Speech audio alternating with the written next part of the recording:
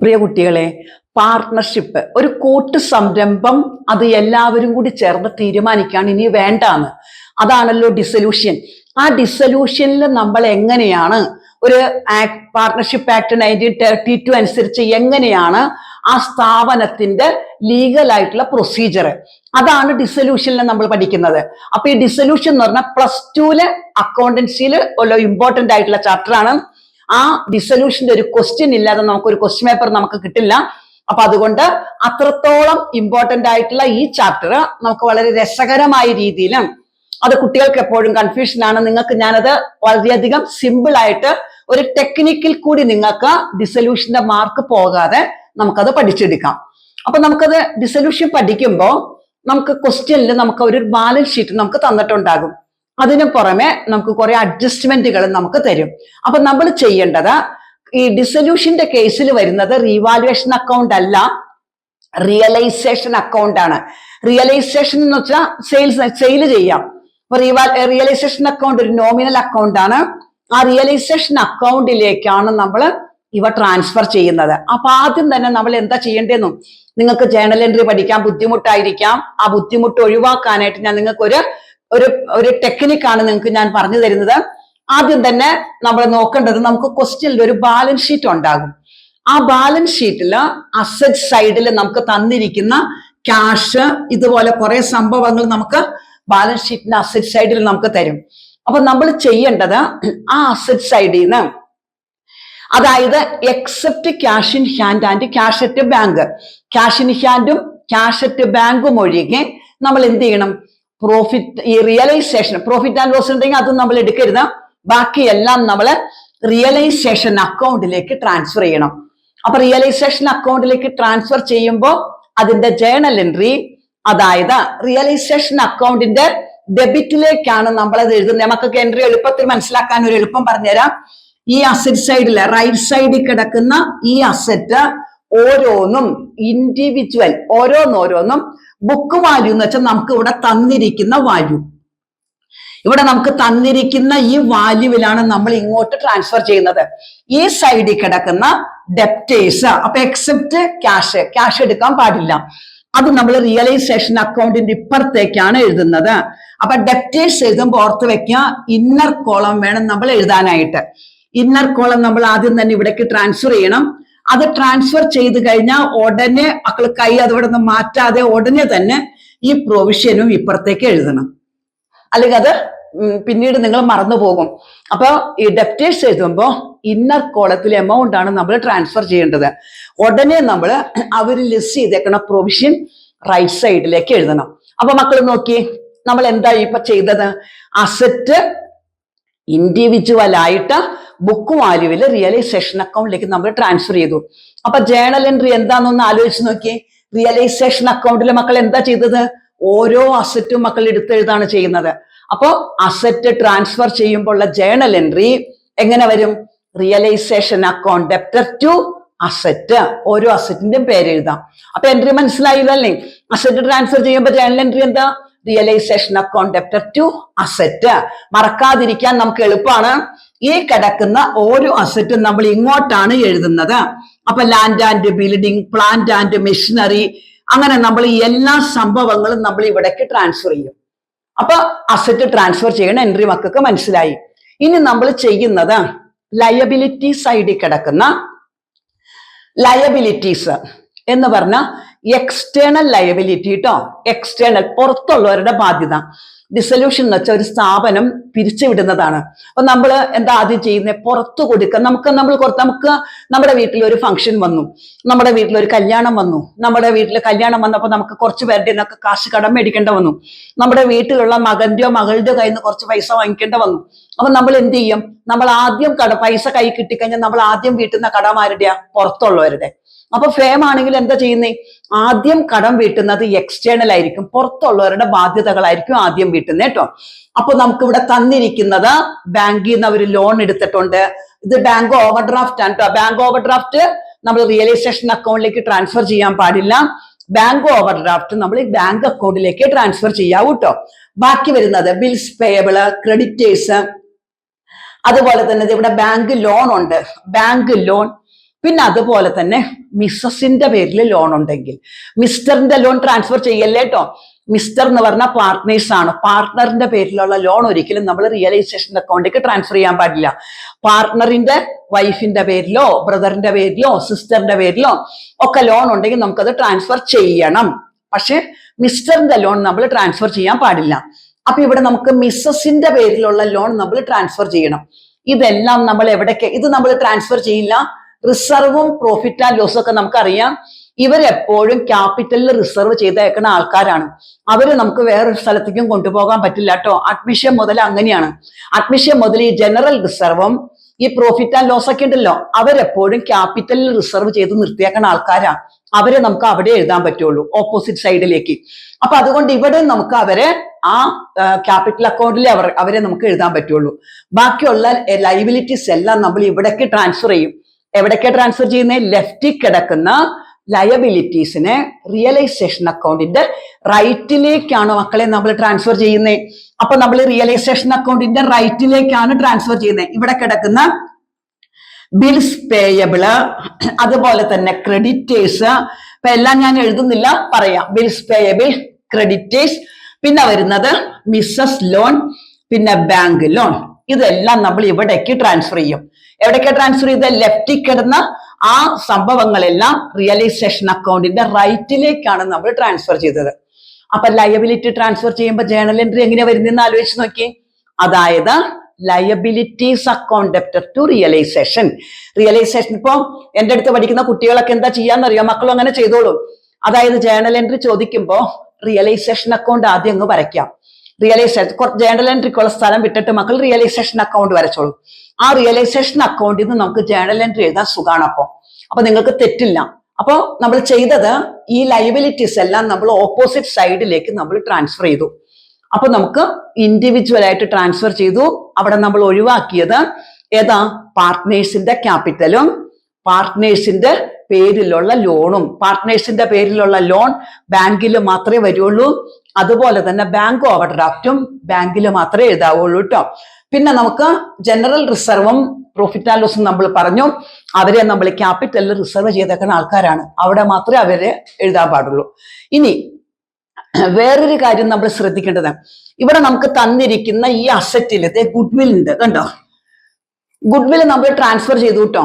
ഈ ഗുഡ്വിൽ നമ്മൾ ട്രാൻസ്ഫർ ചെയ്യണം റിയലൈസേഷൻ അക്കൗണ്ടിലേക്ക്. നമ്മള് അഡ്മിഷൻ, റിട്ടയർമെന്റ്, ഡെത്ത് വരെ നമ്മൾ ഈ ഗുഡ്വില് പാർട്ട്നേഴ്സിന്റെ ക്യാപിറ്റൽ അക്കൗണ്ടിൽ ഓപ്പോസിറ്റ് സൈഡിലേക്ക് വിധിച്ചു കൊടുത്ത ഐറ്റമാണ്. പക്ഷെ ഡിസൊല്യൂഷൻ വരുമ്പോൾ അതില്ല, ആ സ്ഥാപനം നിലവിലേക്ക് ഇല്ല. അതുകൊണ്ട് നമ്മൾ അതും നമ്മൾ ട്രാൻസ്ഫർ ചെയ്യാണ്. ട്രാൻസ്ഫർ ചെയ്തിട്ട് ഇനി നമ്മൾ ചെയ്യേണ്ടത് ഈ ട്രാൻസ്ഫർ ചെയ്തിരിക്കുന്ന ഓരോ അസറ്റും വിൽക്കണം. ഓരോ അസറ്റും വിറ്റിട്ട് ഇവർ കൊടുക്കാനുള്ള ബാധ്യതകൾ കൊടുത്തു തീർക്കണം. അതാണ് ചെയ്യുന്നത്. അപ്പൊ അസറ്റ് നമുക്ക് വിൽക്കണം.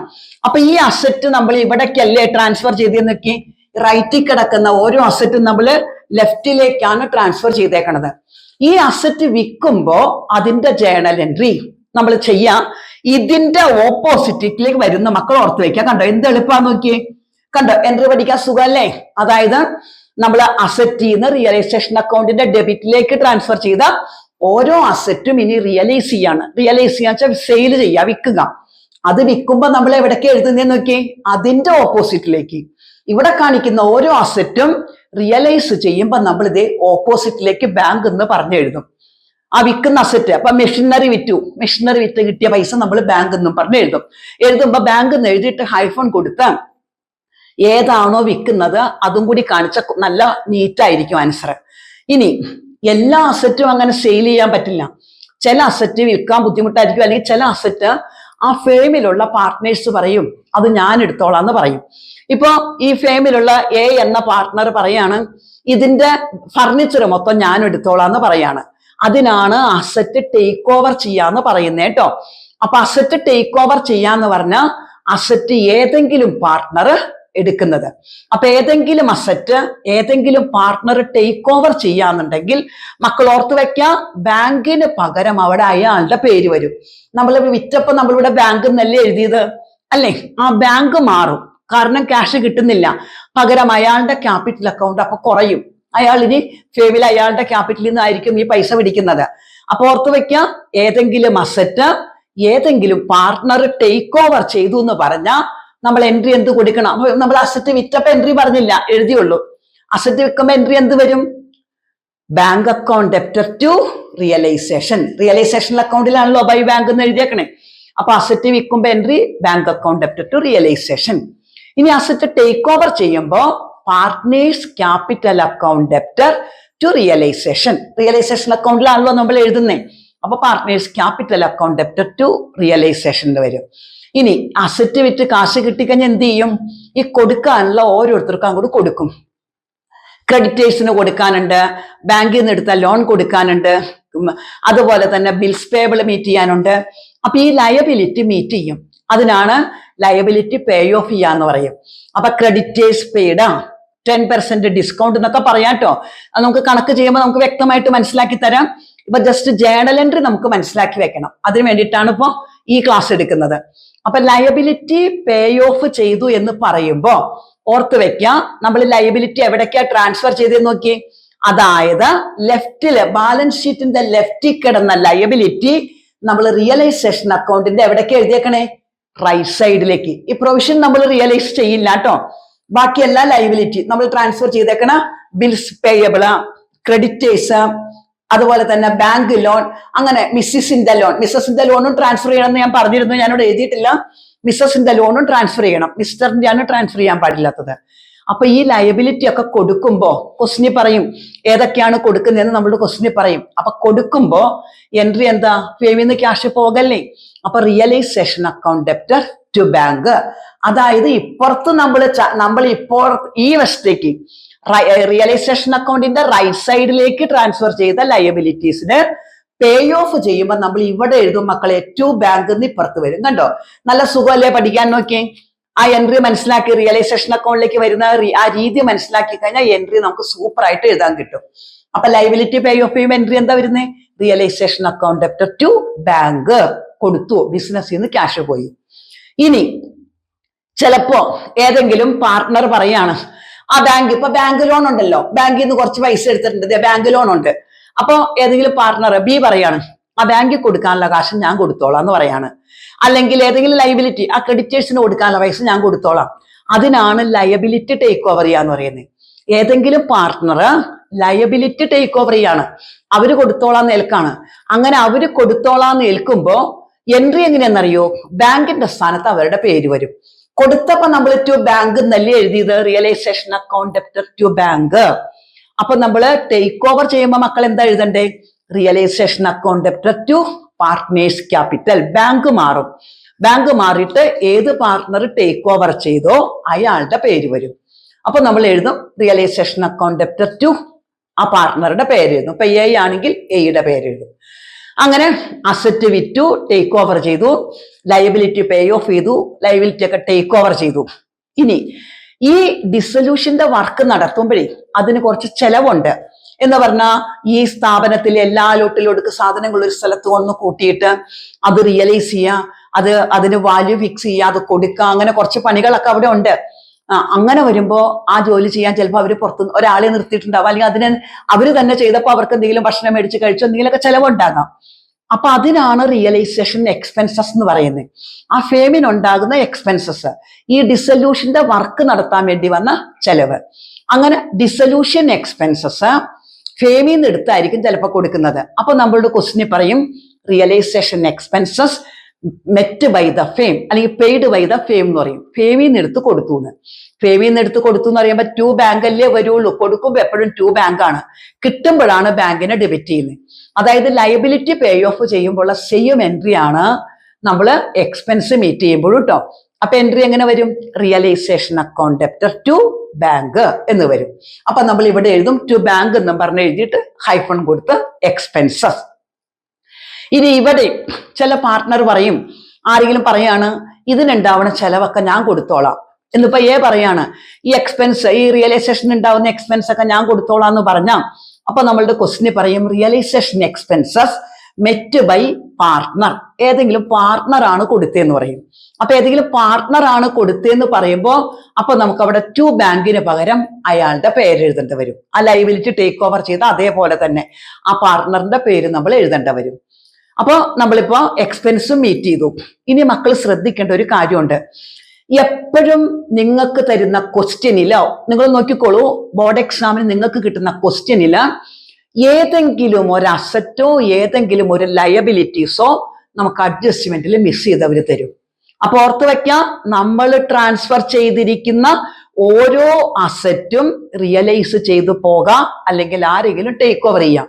അപ്പൊ ഏതെങ്കിലും മിസ് ചെയ്തിട്ടുണ്ടെങ്കിൽ നമ്മൾ അസ്യൂം ചെയ്യണം ആ അസറ്റ് അതേ വിലയ്ക്ക് തന്നെ വിറ്റുപോയി എന്ന്.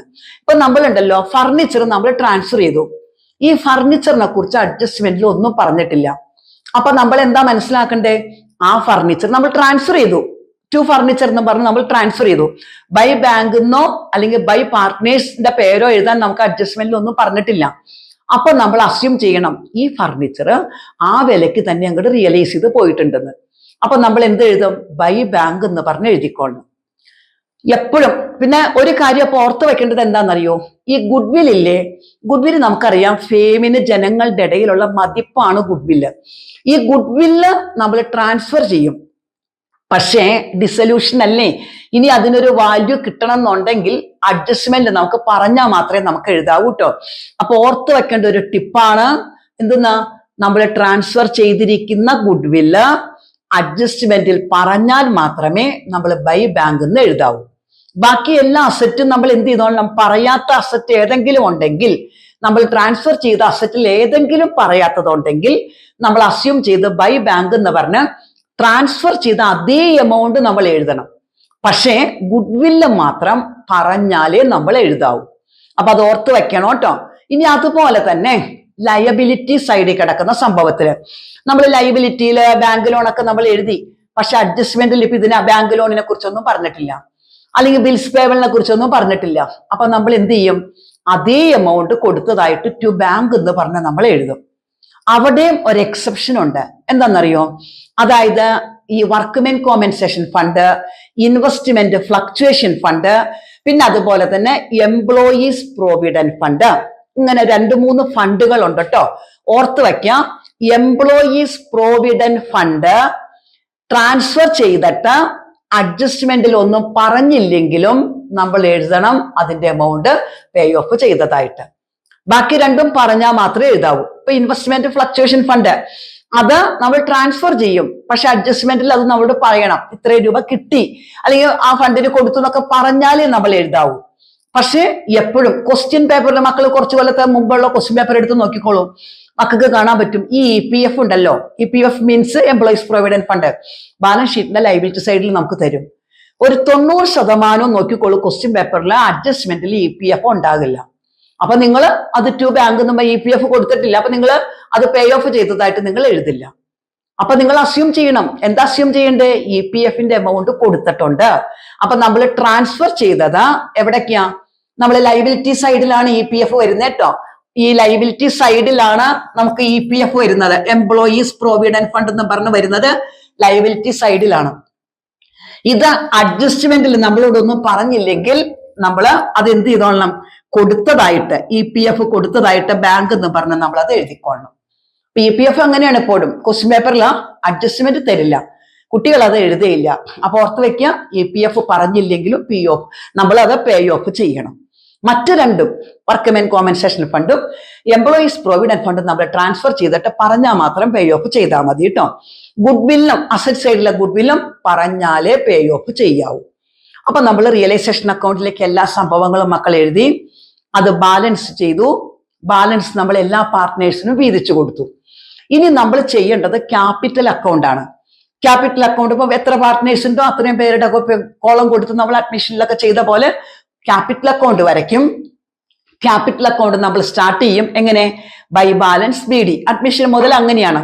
അതുപോലെ തന്നെ ഈ ജനറൽ റിസർവ് ബൈ എഴുതും, പ്രോഫിറ്റ് ആൻഡ് ലോസ് ഉണ്ടെങ്കിൽ അതും ബൈ എന്ന് പറഞ്ഞ് വീതിച്ചു കൊടുക്കും. അഡ്മിഷൻ പോലെ തന്നെ നമ്മൾ അതൊക്കെ ചെയ്യും. അതുപോലെ തന്നെ നമ്മൾ എന്ത് ചെയ്യും? ഇത്രയും നമ്മൾ എഴുതി കഴിഞ്ഞിട്ടേ നിങ്ങൾക്ക് ഞാനൊരു ട്രിക്സ് പറഞ്ഞു തരാം. അതായത് നിങ്ങൾക്ക് ഡിസൊല്യൂഷനിൽ ഒരുപാട് സമയം എടുക്കാതിരിക്കാനുള്ള ഒരു എളുപ്പ വഴി. ഇനി ആദ്യം മുതലേ മക്കൾ ക്വസ്റ്റ്യൻ വായിച്ച് ക്വസ്റ്റ്യനിലെ ബാലൻസ് ഷീറ്റ് വായിക്കണം, പിന്നെ അഡ്ജസ്റ്റ്മെന്റ് വായിക്കണം. നിങ്ങളുടെ സമയം പോകും, നിങ്ങൾക്ക് കൺഫ്യൂഷൻ ആണ്. അപ്പൊ നിങ്ങൾ ഒരു കാര്യം ചെയ്യാം, നിങ്ങൾ ഈ ക്യാപിറ്റൽ അക്കൗണ്ട് ചെയ്യുമ്പോൾ ഈ പറഞ്ഞിരിക്കുന്ന ബാലൻസ് പി ഡിയും റിസർവ് ഉണ്ടെങ്കിൽ റിസർവ് ഒക്കെ എഴുതി കഴിഞ്ഞിട്ട് ഇനി നിങ്ങൾ ക്വസ്റ്റ്യൻ പേപ്പർ കൂടെ അടച്ചു വെച്ചോളൂ, ധൈര്യമായിട്ടും അടച്ചു വെച്ചോ. എന്നിട്ട് മക്കൾ ഒരു കാര്യം ചെയ്യ്, റിയലൈസേഷൻ അക്കൗണ്ടിലേക്ക് വാ. ഈ റിയലൈസേഷൻ അക്കൗണ്ടിന്റെ ഡെബിറ്റ് സൈഡിൽ നോക്കാം, ടു ഏന്നോ ഏതെങ്കിലും പാർട്ണറിന്റെ പേരുണ്ടോ നോക്കാം. ഏതെങ്കിലും പാർട്ണറിന്റെ പേര് നമ്മൾ ടേക്ക് ഓവർ ചെയ്യുമ്പോഴാണല്ലോ പേര് വരുന്നത്.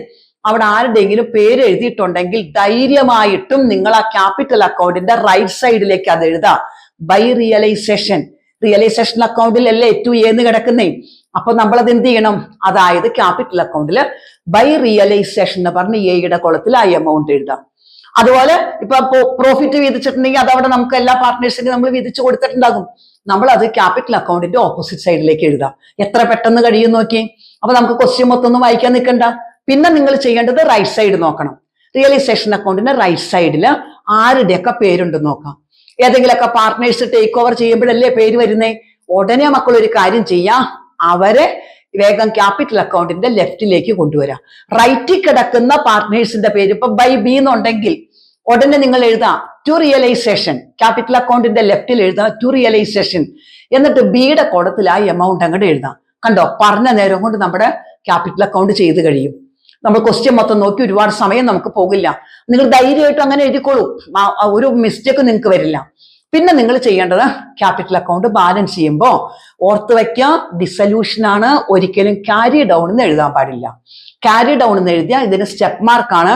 ക്യാപിറ്റൽ അക്കൗണ്ടിന്റെ മാർക്ക് അവിടെ കട്ട് ചെയ്യും. അപ്പൊ നിങ്ങൾക്ക് മാർക്ക് അവിടെ മുതൽ ക്യാപിറ്റൽ അക്കൗണ്ടിന്റെ മാർക്ക് കിട്ടില്ല. കാരണം ഫേം അവിടെ നിലവിൽ ഇനി ഇല്ല.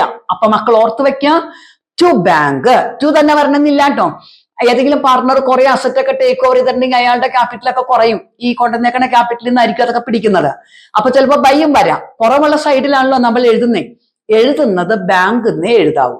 ബാങ്ക്, ടു ബാങ്ക് അല്ലെങ്കിൽ ബൈ ബാങ്ക്. എവിടെയാണോ ഏത് സൈഡിലാണോ കുറവ് ആ സൈഡിലെ പാർട്ട്നേഴ്സിന്റെ ബാലൻസ് ബാങ്ക് എന്ന് എഴുതാം. ഇനി മക്കളെ നമ്മൾ ചെയ്യാൻ പോകുന്നത് ബാങ്ക് അക്കൗണ്ട് ആണ്. ഈ ബാങ്ക് അക്കൗണ്ട് ചെയ്യാനും ഒരു ഈസി മെത്തേഡാണ്. അതായത് നിങ്ങൾക്ക് വിത്തിൻ 3 മിനിറ്റ്സ് നിങ്ങൾ നോക്കിക്കോളൂ, 2-3 മിനിറ്റ് കൊണ്ട് നിങ്ങളുടെ ബാങ്ക് അക്കൗണ്ട് ചെയ്ത് കഴിയും. ഒരു എളുപ്പ വഴി എന്താണെന്നറിയോ, ബാങ്ക് അക്കൗണ്ട് ചെയ്യുമ്പോൾ മക്കള് ബാലൻസ് ഷീറ്റില് 2 ഐറ്റം നോക്കാം. ഏത് 2 ഐറ്റം? അസറ്റ് സൈഡിൽ ക്യാഷ് ഇൻ ഹാൻഡും ക്യാഷ് അറ്റ് ബാങ്ക് കൊണ്ടും നോക്കാം. ഉണ്ടെങ്കിൽ അത് വേഗം ബാങ്ക് അക്കൗണ്ടിന്റെ ഓപ്പോസിറ്റ് സൈഡിലേക്ക് എഴുതാം. ഇവിടെയാണ് റൈറ്റ് സൈഡിലാണ് ക്യാഷ് കിടക്കുന്നത് മക്കളെ. അപ്പൊ നമ്മള് ബാങ്ക് അക്കൗണ്ട് വരയ്ക്കുമ്പോണ്ടല്ലോ ഈ ബാങ്ക് അക്കൗണ്ടിന്റെ ഓപ്പോസിറ്റ് സൈഡിലേക്കാണ് നമ്മൾ എഴുതുന്നത് കേട്ടോ. ഇവിടെ കിടക്കുന്ന ക്യാഷിനെ നമ്മൾ ഇങ്ങോട്ട് കൊണ്ടുവരും. Balance brought down. കണ്ടോ, ക്യാഷ് ഇൻ ഹാൻഡോ ക്യാഷ് അറ്റ് ബാങ്ക് ഉണ്ടെങ്കിൽ രണ്ടും നമ്മൾ അങ്ങോട്ട് എഴുതണം. ഇനി മക്കളും ശ്രദ്ധിക്കേണ്ടത് ലയബിലിറ്റി സൈഡിൽ 2 പേരുണ്ടാകും. ആരൊക്കെയെന്നറിയോ? ബാങ്ക് ഓടി ഉണ്ടാകാം, ബാങ്ക് ഓവർ ഡ്രാഫ്റ്റ്. പിന്നെ അതുപോലെ തന്നെ പാർട്ണറിന്റെ പേരിൽ ലോൺ ഉണ്ടെങ്കിൽ ഈ 2 സംഭവം മക്കൾ നോക്കിയാൽ മതി. ആ സൈഡില് ബാങ്ക് ഓവർ ഡ്രാഫ്റ്റ് ഉണ്ടോ നോക്കാം. റെയർ ആയിട്ടാണ് ബാങ്ക് ഓവർ ഡ്രാഫ്റ്റ് തരുള്ളൂ. ഞാൻ ഈ ക്വസ്റ്റ്യനിൽ എഴുതിയത് നിങ്ങൾക്ക് മനസ്സിലാക്കി തരാൻ വേണ്ടിയിട്ടാണ്. ബാങ്ക് ഓവർ ഡ്രാഫ്റ്റ് വളരെ റെയർ ആയിട്ടേ ക്വസ്റ്റ്യനിൽ വരാറുള്ളൂ കേട്ടോ. ഉണ്ടെങ്കിൽ നമ്മൾ അത് ഉടനെ ബാങ്കിലേക്ക് എഴുതാം. എവിടെ എഴുതും? ഓപ്പോസിറ്റ് സൈഡിലേക്ക് വരും. അപ്പൊ ഇവിടെ അല്ലേ ബാങ്ക് ഓടി, അപ്പൊ നമ്മൾ ഇവിടെ എഴുതും ബാങ്ക് ഓടി, ബാങ്ക് ഓവർ ഡ്രാഫ്റ്റ് ഇവിടെ എഴുതും. ഇനി ഒരു കാര്യം കൂടി നോക്കിയാൽ മതി. ആരാ? പാർട്ണറിന്റെ പേരിൽ ലോൺ ഉണ്ടോ നോക്കാം. Mister loan. ഒരിക്കലും മിസ്സസോ സിസ്റ്ററോ ബ്രദറോ ഒന്നും നോക്കരുത് കേട്ടോ. അതായത് മിസ്റ്റർ പാർട്ണറിന്റെ പേരിൽ ലോൺ ഉണ്ടെങ്കിൽ, പാർട്ണറിന്റെ പേരിൽ ലോൺ ഉണ്ടെങ്കിൽ അത് ഇവിടെ മാത്രമേ വരുള്ളൂ കേട്ടോ. അപ്പൊ നമ്മള് ഇവിടെ അല്ലേ പാർട്ട്നേഴ്സിന്റെ ലോൺ കിടക്കുന്നത് നോക്കിയതേ, മിസ്റ്റർ എസ് ലോൺ എന്ന് പറഞ്ഞ് കിടക്കുന്നുണ്ടോ? പാർട്ണർ അല്ലേ എയുടെ പേരിൽ ലോൺ ഉണ്ട്. അപ്പൊ അത് ഇവിടെ വരും. എന്ത് പറഞ്ഞു വരും? S loan. കണ്ടോ, എസ് ലോൺ. അപ്പൊ ഈ ജേണൽ എൻട്രി ചോദിക്കുമ്പോഴേ കുട്ടികൾ എപ്പോഴും ഒരെൻട്രി വിട്ട് കളയും. എപ്പോഴും ഉണ്ടാകുന്ന സംഭവം. അത് ഏത് എൻട്രി ആണെന്നറിയോ?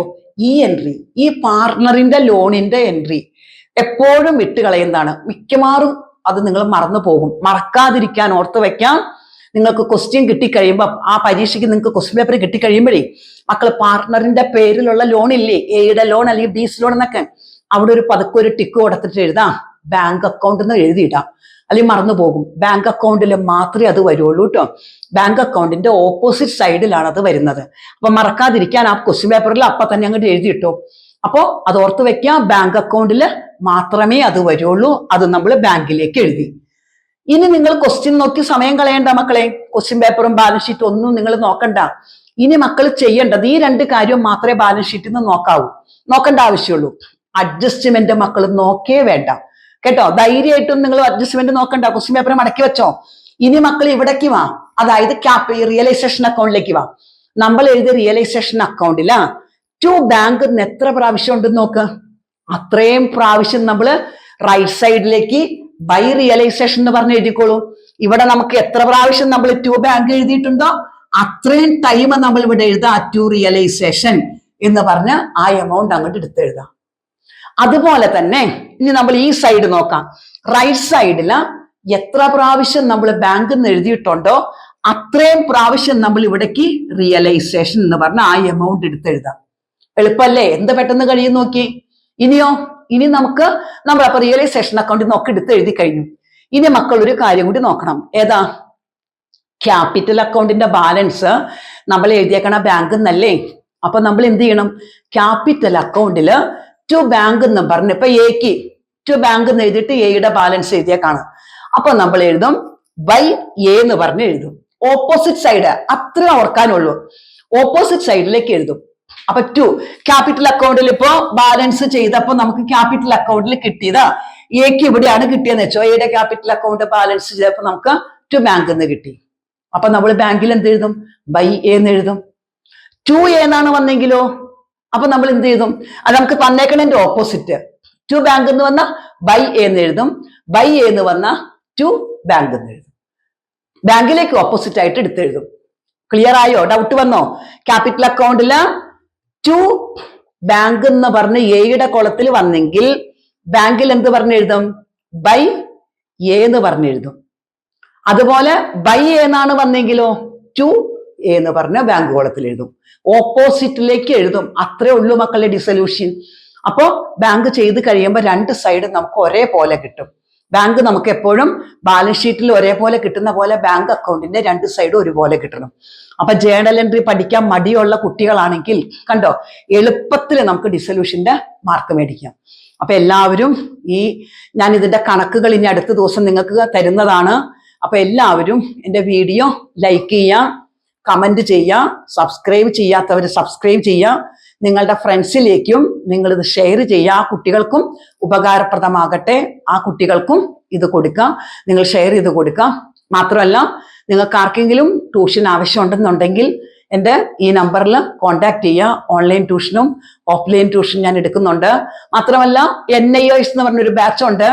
എന്ന് പറഞ്ഞാൽ പ്ലസ് വണ്ണിൽ പഠിച്ചപ്പോ ഏതെങ്കിലും കാരണം കൊണ്ട് പരീക്ഷ എഴുതാൻ പറ്റാതെയും അതുപോലെ തന്നെ ഫെയിലായ കുട്ടികളെയും ചിലപ്പോൾ സ്കൂളുകാര് സെക്കൻഡ് ഇയറിൽ അവിടെ ചേർക്കാറില്ല.